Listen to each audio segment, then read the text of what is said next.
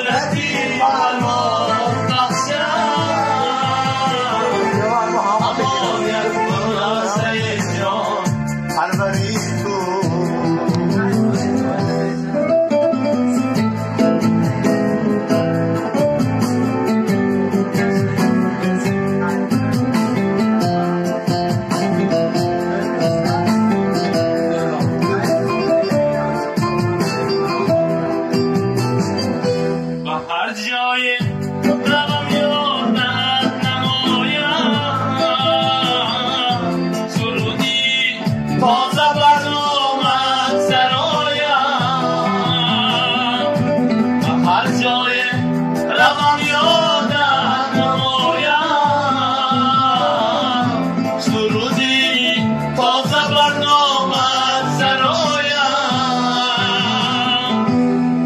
اگرچی عالم را سیر سازم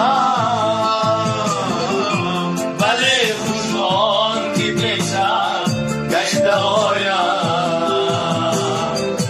اگرچی عالم را سیر سازم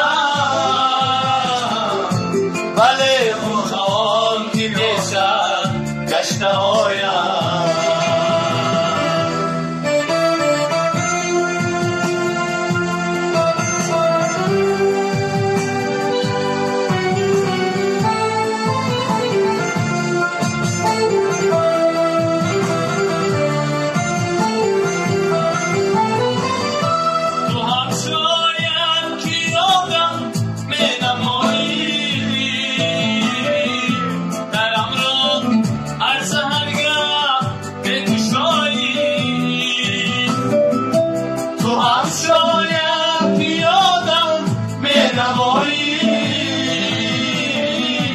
درم را